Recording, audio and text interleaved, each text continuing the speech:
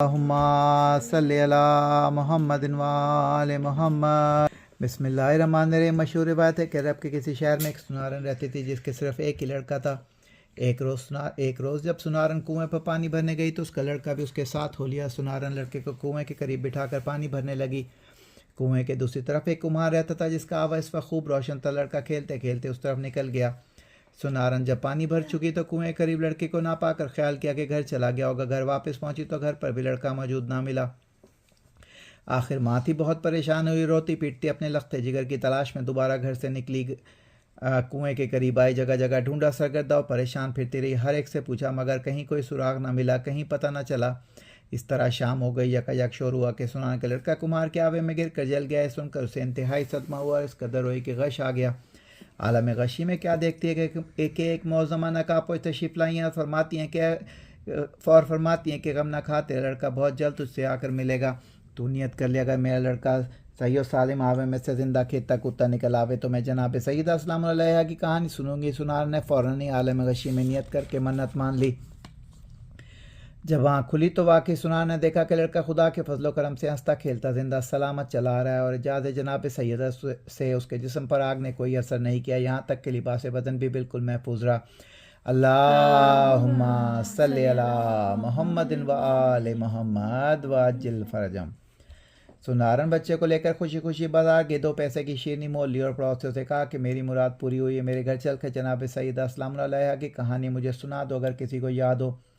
6-7 گھر پھری لیکن ہر ایک نے یہی کہا نہ ہی ہمیں کہانی یاد ہے اور نہ ہی اتنی فرصت کے ان فضول باتوں کی طرف توجہ دیں۔ سنارن سب سے مایوس ہو کر جنگل کی طرف چل دی۔ کچھ دور چل کر وہی معظمہ نقاب پوش نظر آئیں اور فرمایا خاتون مت رو، چادر بچھا کر بیٹھ جا، میں کہانی کہتی ہوں تو سن۔ پھر آپ نے فرمایا کہ شہر مدینہ میں ایک یہودی رہتا تھا، اس کی لڑکی کی شادی تھی۔ وہ یہودی جناب رسول خدا صلی اللہ علیہ وآلہ وسلم کی خدمت میں آیا اور کہنے لگا میری لڑکی کی شادی اگر آپ اجازت دیں تو میں شرط پاؤں کہ جناب سیدہ میرے گھر تشریف لے جائیں۔ آپ نے فرمایا اس امر کے مالک علی علیہ السلام ہیں۔ یہ سن کر وہ حضرت علی علیہ السلام کی خدمت میں حاضر ہوا اور عرض کیا کہ آپ اجازت دیں تو جناب سیدہ میرے گھر تشریف لے چلیں۔ آپ نے فرمایا اس امر کے مالک خود جناب سیدہ ہیں۔ اس کے بعد یہودی نے جناب سیدہ کے دروازے پر آواز دی کہ اے بنت رسول اللہ، میری لڑکی کی شادی اگر آپ تشریف لے چلیں تو میری عزت بڑھ جائے گی۔ آپ نے فرمایا کہ جناب امیر علیہ السلام سے اجازت لے لوں تو چلوں۔ یہودی نے کہا کہ میں رسول خدا اور حضرت شیر خدا کی خدمت میں گیا تھا، سب نے آپ ہی کو مختار کیا ہے۔ جناب سیدہ یہ سن کر متفکر ہوئی، اتنے میں جناب رسول خدا خود تشریف لے آئے۔ جناب سیدہ نے فرمایا بابا جان یہودی کے یہاں سے آدمی آئے، آپ کیا فرماتے ہیں اس کے گھر جائیں یا نہ جائیں؟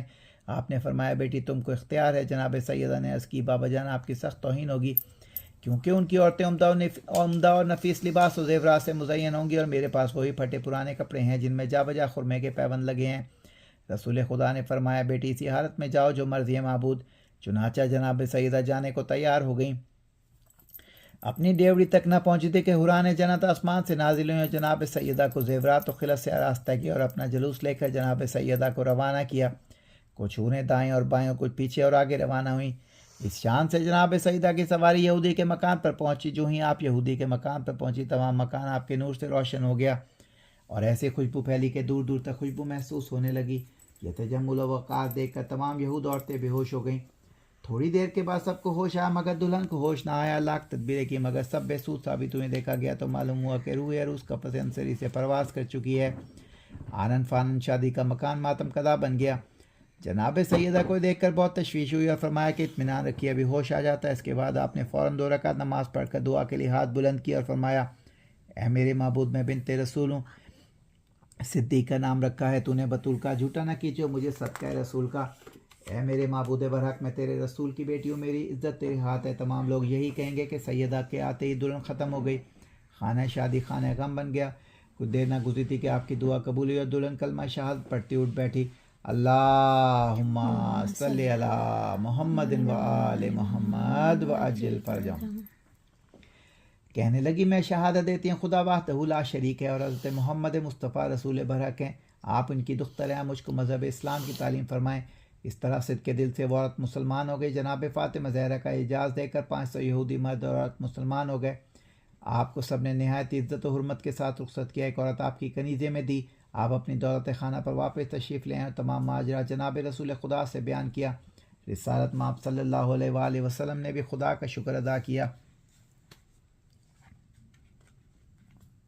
سنارن سے کہہ کر وہ معظمہ روپوش ہو گئیں اور سنارن اپنے گھر واپس آئی۔ جس طرح سنار کی مراد خداوند عالم نے بطفیل جناب سیدہ پوری کی، اس طرح رب العالمین محمد و آل محمد کے صدقے میں جملہ سننے والوں کی دلی مرادیں برلائیں۔ آمین ثم آمین۔ کہانی ختم ہو گئی۔ اب آپ کو صرف یہ بتانا باقی رہ گیا ہے کہ کہانی ختم ہونے کے بعد شیرنی تقسیم ہونے سے پہلے زیارت جناب سیدہ کا پڑھنا ضروری ہے۔ السلام علیکہ یا بنت رسول اللہ، السلام علیکہ یا بنت افضل انبیاء اللہ و رسولہ و ملائکتہ، السلام علیکہ یا سیدۃ نساء العالمین، السلام علیکہ یا زوجۃ ولی اللہ، السلام علیکہ یا ام الحسن والحسین سیدی شباب اہل الجنۃ، السلام علیکہ ایتھا الصدیقۃ الشہیدۃ، السلام علیکہ ایتھا الرضیۃ المرضیۃ، السلام علیکہ ایتھا الفاضلۃ الزکیۃ، السلام علیکہ ایتھا التقیۃ النقیۃ، السلام علیکہ ایتھا المحدثۃ العلیمۃ، السلام علیکہ ایتھا المغضوبۃ المظلومۃ، السلام علیکہ یا فاطمہ بنت رسول اللہ ورحمۃ اللہ وبرکاتہ، اللہم صلی علی محمد و آل محمد۔